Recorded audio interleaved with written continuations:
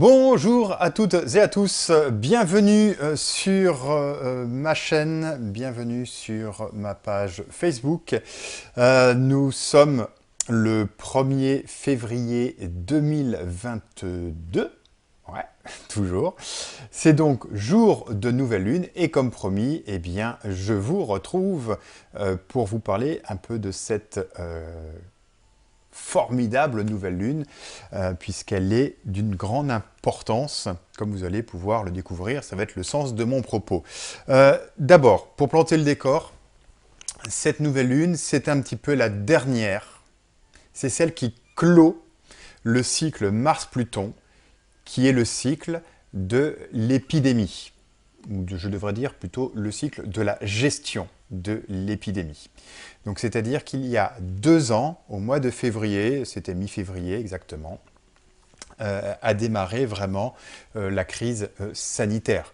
Au mois de mars, on avait eu le confinement, et toute cette crise a été donc rythmée par le cycle de la planète Mars. C'est un cycle de 2 ans. Eh bien, 2 ans, nous y sommes, c'est la fin, et c'est la dernière lunaison de ce cycle. Autant vous dire que nous sommes sur une fin de quelque chose.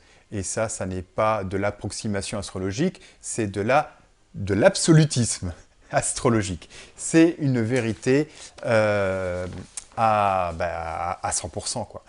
Donc, quand on est sur une fin de cycle, quand on écuve une fin de cycle, c'est qu'on doit aussi en préparer un nouveau. Et alors, je peux vous dire de quelle façon on va préparer ce nouveau cycle quand on voit la concentration actuelle de planètes dans le ciel. On n'a pas moins de 7 planètes qui se baladent en gros entre le Capricorne et le début du Verseau. C'est une combinaison extrêmement énergétique. Ça veut dire quoi? Ça veut dire que dans ce cycle-là, les choses vont s'accélérer. C'est un cycle qui va passer à une vitesse grand V, ça va être très rapide, et il peut être aussi assez, comment je dirais, assez bousculant, ce cycle de lunaison. C'est donc la lunaison du Verseau. Comme vous le savez tous, la lunaison du Verseau, c'est également, ça correspond au Nouvel An chinois. D'ailleurs, au passage, très bonne année à tous nos amis asiatiques qui nous suivent. Et cette lunaison, elle a un autre symbole que je trouve tout à fait remarquable, c'est qu'elle a lieu le jour de la Chandeleur. Bon, c'est demain, le 2 février, mais demain, ce sera encore la nouvelle lune. Et la Chandeleur, c'est quoi? Littéralement, fête des chandelles, ou fête des lumières. Pour la religion chrétienne, c'est la présentation de Jésus au temple. Pour nous autres, les astrologues, par rapport au mythe, c'est un événement important, c'est celui que les Grecs fêtaient pour célébrer le retour de Perséphone auprès de sa maman sur Terre. Alors je vous plante le décor du mythe. Perséphone, c'est la fille de Déméter. Elle a été raptée par Hadès, le dieu des enfers. Elle a mangé des fruits interdits. J'irai pas plus loin, aux enfers. Donc du coup, elle s'est mariée avec Pluton. Bon, au passage, elle n'a pas perdu grand-chose, vu qu'elle est quand même devenue reine des enfers. Ce rapt n'était pas une si mauvaise affaire pour elle, sauf que, il y en a une autre sur Terre qui n'était pas tout à fait d'accord, c'est sa maman, qui a fait du boudin. Elle a fait une grosse crise de nerfs, mais alors bien nerveuse là, parce que la garce, elle a tout simplement gelé toutes les cultures. Donc tant qu'elle ne retrouvait pas sa fille, les humains étaient condamnés à mourir de faim sur Terre. Donc à un moment donné, il y a eu un deal avec Jupiter, qui a dû intervenir et dire à son frère, son frangin Hadès, écoute, là je suis un petit peu embêté parce que la Déméter, je ne sais plus quoi en faire, j'arrive plus à la calmer du tout. Donc on coupe la poire en deux. Pluton, il a fini par dire oui, parce que c'est pas un mauvais bougre, hein, Pluton. Enfin, Pluton ou Hadès, vous avez compris. Et donc, ils ont accepté ce deal. Perséphone passe 6 mois dans les enfers, hein, aux côtés de son mari, et puis 6 mois aux côtés de sa maman. Eh bien, la Chandeleur célèbre le retour de Perséphone auprès de sa maman. Et c'est à partir de ce moment-là que les cultures ont pu commencer à regermer. Voilà, donc symboliquement parlant, eh bien, c'est la fête qui annonce le printemps. Tout est en train de germer. Alors, en parlant de germination, je pense que là, il y en a quand même pas mal qui se mettent en place, ne serait-ce que du côté du Canada. Et ça, j'y reviendrai dans quelques instants. C'est le nouvel an chinois, c'est l'année du tigre d'eau. Alors, l'année du tigre d'eau, bon, autant vous dire, je ne suis pas un grand spécialiste de l'astrologie chinoise. Pour ce faire, il vaudrait mieux vous adresser à mon ami Laurence Héritier. Simplement, moi, ce que je peux vous dire par rapport à un plan historique. La dernière fois où nous avons eu le tigre d'eau, c'était l'année 1962. Cette année-là, le rock'n'roll venait d'ouvrir ses ailes.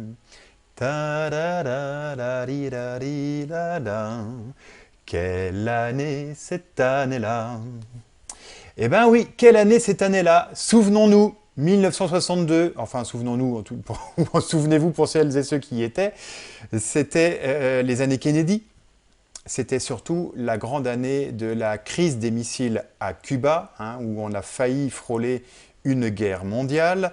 Ça s'est bien terminé, rassurez-vous. D'ailleurs, nous sommes tous là pour pouvoir en témoigner. C'est l'année où Mandela a été arrêté, mais c'est aussi l'année où l'ONU a condamné le régime de l'apartheid en Afrique du Sud. C'est intéressant, le régime de l'apartheid, il y a un petit air connu en ce moment. C'est l'année des accords d'Évian, de la fin de la guerre d'Algérie, qui a été quand même un peu difficile, hein, même sanglante, mais néanmoins fin de la guerre d'Algérie. Bref, c'est une année où on ne s'est vraiment pas ennuyé sur Terre. Eh bien, l'année du tigre d'eau de 2022 nous promet exactement la même chose. Et quand on voit ce qui se passe à l'heure actuelle, c'est quand même dans le move. Et comme l'année 1962, eh bien, il y a quand même un tas de choses qui vont commencer à se précipiter et à se régler. D'autant que nous sommes sur des fins de cycle et que dès le printemps, nous allons démarrer de nouveaux cycles. Et encore une fois, la loi astrologique, elle est immuable. Avant de démarrer un nouveau cycle, il faut clore l'ancien. Et clore l'ancien, ben, c'est clore les années Macron, c'est clore les années Trudeau, c'est clore tout le monde, quoi, en fait, tous les gouvernements. Donc ça promet de très très très belles choses. Enfin, l'année 62 pour les astrologues, et ça c'est un très grand symbole, notez-le bien. Pour les astrologues, le mois de février 1962 avait quelque chose d'extraordinaire. C'est l'année où on a assisté dans le ciel à une doriphorie dans le signe du Verseau. Alors une doriphorie, vous allez me dire c'est quoi? C'est un rassemblement d'au moins 5 planètes dans le même signe. En fait là, il n'y en a pas eu 5, il y en a eu 7. Et pas n'importe lesquelles. C'était les 7 planètes du septénaire, c'est-à-dire les planètes visibles de la Terre.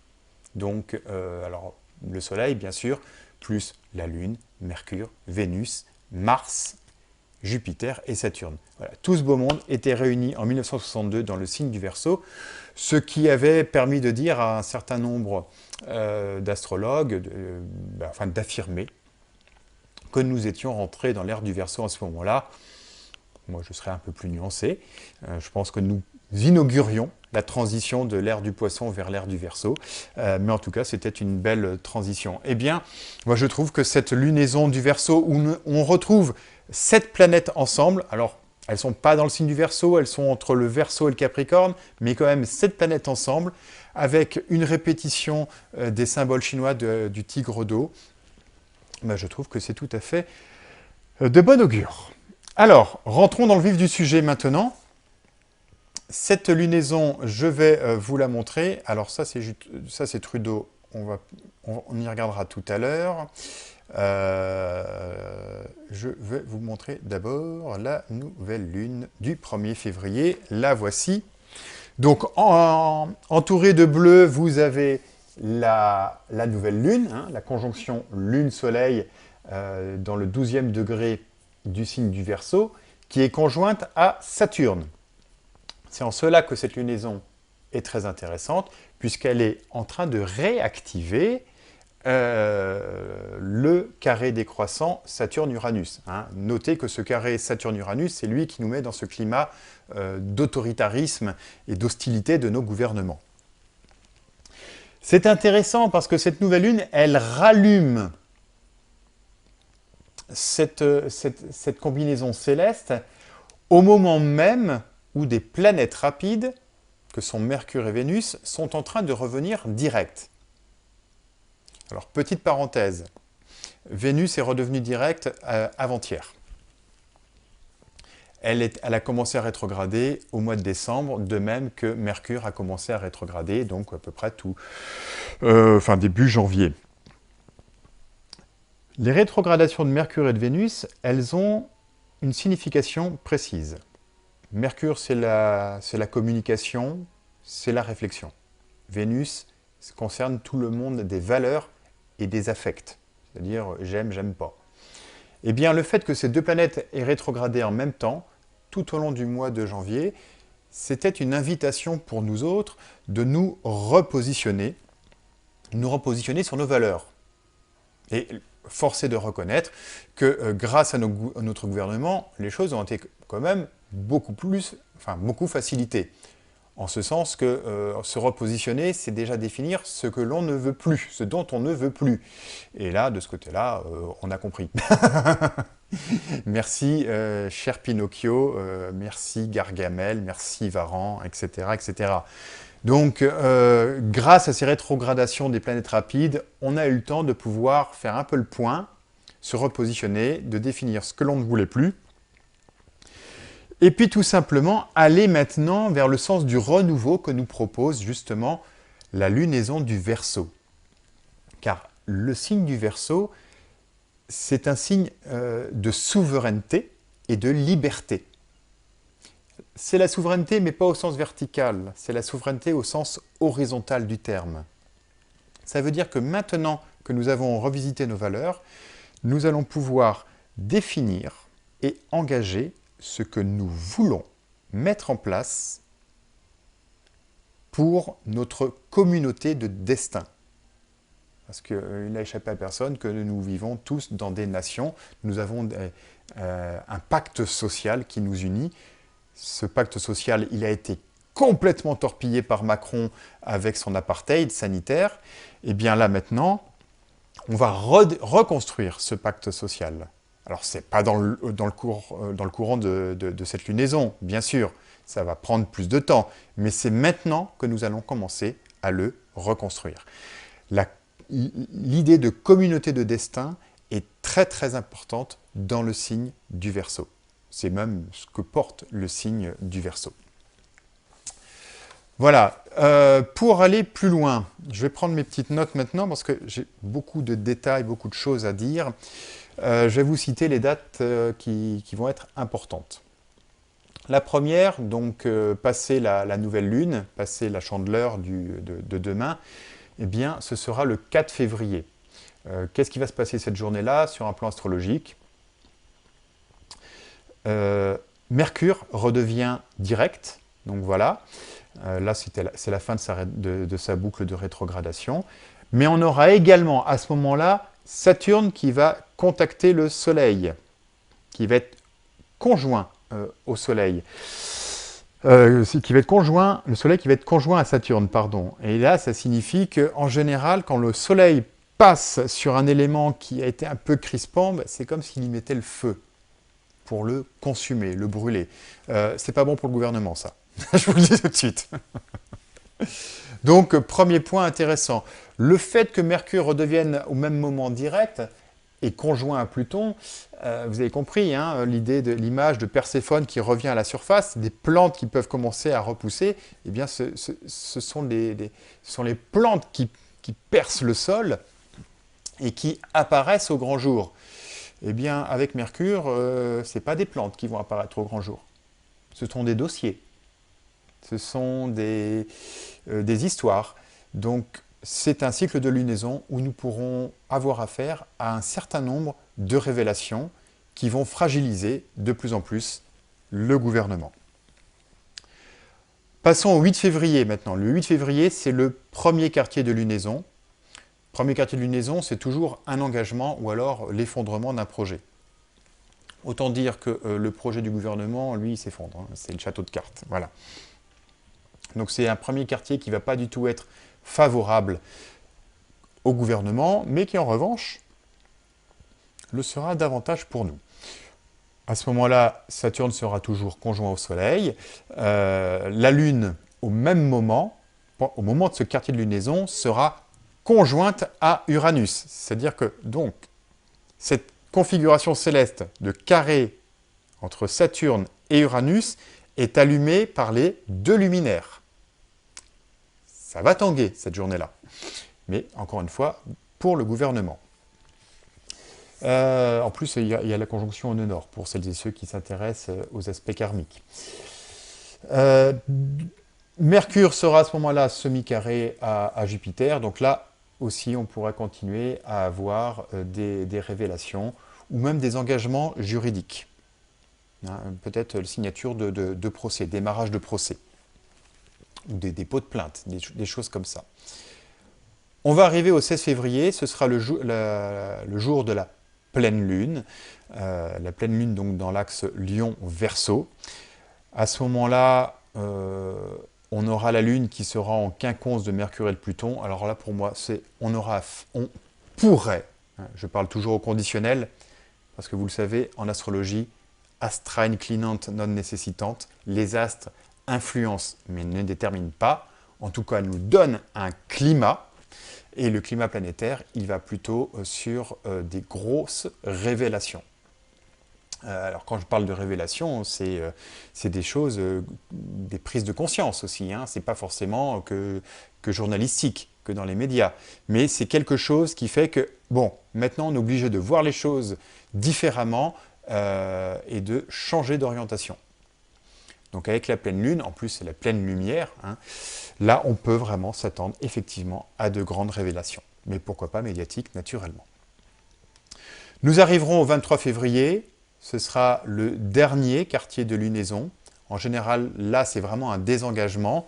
Alors, c'est un moment où la Lune va s'opposer à Uranus. Donc, à nouveau, c'est pas bon du tout pour le gouvernement, et c'est davantage bon pour nous, puisque par rapport à un rassemblement, eh bien, c'est très favorable. Il ne faut pas oublier qu'en la mesure, en ce moment, il y a des diviseurs. Ce sont les gouvernements. Et il y a des rassembleurs. Ce sont tous les anti-vax, ce sont tous les gens qui sont épris de liberté. Eh bien, le sens de cette lunaison va en faveur, va dans le sens des rassembleurs. Il ne va plus du tout dans le sens des diviseurs. Donc soyons rassurés, c'est bel et bien la fin des règnes tyranniques auxquels nous allons assister durant cette lunaison. En tout cas, le début de la fin. Peut-être pourquoi pas la fin. Je suis optimiste. 24 février, Mars, c'est-à-dire quasiment en même temps que la pleine lune, Mars revient sur sa position initiale par rapport au début de la crise sanitaire, donc par rapport à il y a 2 ans. Ce sera à ce moment-là la fin du cycle Mars-Pluton de la crise sanitaire. Donc c'est un effondrement complet de la politique de Macron et des autres gouvernements sur la gestion de la crise sanitaire. Et ça, c'est quasiment, c'est au moment de la pleine lune. Donc je peux vous dire, c'est costaud comme combinaison céleste. À quoi peut-on s'attendre à ce moment-là ? Je pense que ça va concerner toute la politique autour de la vaccination. Il y a quelque chose qui va lâcher. Je ne sais pas quoi.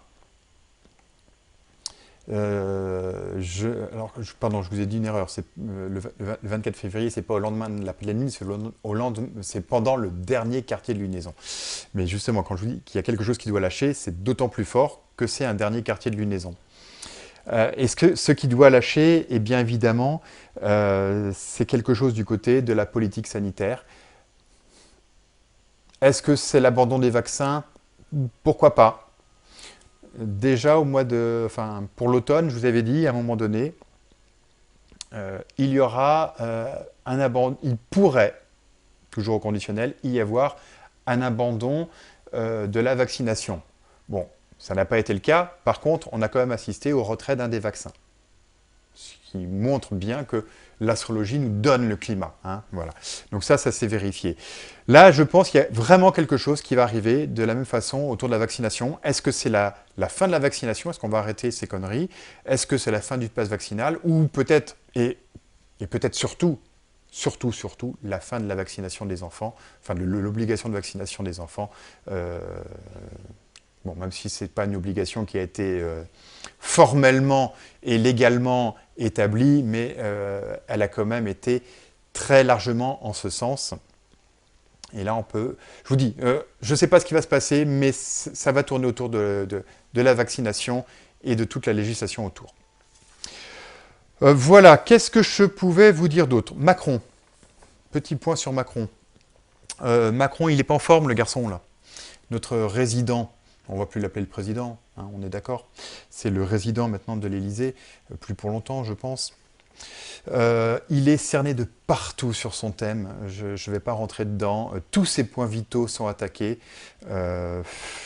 Pour moi, il y a... De toute façon, c'est sûr, c'est la fin politique de Macron. Maintenant, ça pourrait aller beaucoup plus loin. On ne va pas lui souhaiter de mal, mais vous avez compris. De toute façon, on le voit, émotionnellement, il ne va pas du tout, il ne va pas bien du tout, il est complètement déséquilibré, et à un moment donné, c'est le corps qui prend. On ne peut plus tout faire subir au corps quand on est fou. Hein. Appelons un chat un chat. Donc, Macron, je vous assure qu'il est vraiment, vraiment, vraiment pas en forme.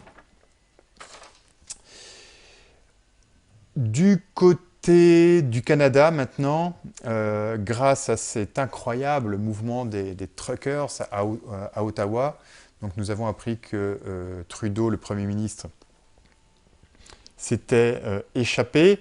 Je ne sais pas trop où il est en ce moment. Qu'est-ce qui se passe donc du côté de Trudeau? Eh bien, je vais vous le montrer par rapport à son thème. Hop, voici. Donc Trudeau, c'est un Capricorne ascendant Vierge avec une lune en Bélier. Moi, ce que je peux noter, c'est que Trudeau, c'est quelqu'un qui, lui aussi, ça tombe très bien d'ailleurs, il est en train de vivre des fins de cycle. L'ennui pour lui, c'est que je ne suis pas certain qu'il ait le temps d'en inaugurer de nouveaux. Alors, pour dire concrètement les choses, ça, c'est une interprétation que je vous donne, hein, attention, ce n'est pas une vérité astrologique. Pour moi, je ne suis pas sûr qu'on le revoie à son poste, qu'on ne le revoie plus jamais à son poste de Premier ministre. Je pense qu'il est définitivement parti. Ou s'il n'est pas définitivement parti, il a déjà un pied qui a passé la porte et l'autre va suivre très rapidement. Mais je ne suis pas sûr qu'il puisse retourner à Ottawa. Voilà, bon, l'avenir nous le dira, hein, et on sera bien content. Puis même au-delà de ça, bon, il n'est pas aussi menacé que Macron sur ses points vitaux, mais enfin, faut aussi qu'il fasse gaffe, le garçon. Hein. Voilà, chers amis, ce que je pouvais vous dire. Donc, c'était un point assez dense, assez rapide. J'espère m'être montré suffisamment synthétique pour que ça reste digeste. Si je dois résumer les choses, c'est que des bonnes nouvelles. Voilà, je ne peux pas dire mieux. Donc, c'est un très bon journal astrologique, moi je vous le dis. Et ça nous fait du bien, ça fait du bien. Le printemps arrive d'ailleurs. Moi j'entends les petits oiseaux là, du printemps qui commencent à chanter. Les narcisses sont en train de percer le sol. Accompagnons le mouvement. Voilà, je vous souhaite à toutes et à tous une très belle journée, une très bonne lunaison, une très bonne année pour nos amis asiatiques, et puis surtout un super printemps. À très bientôt.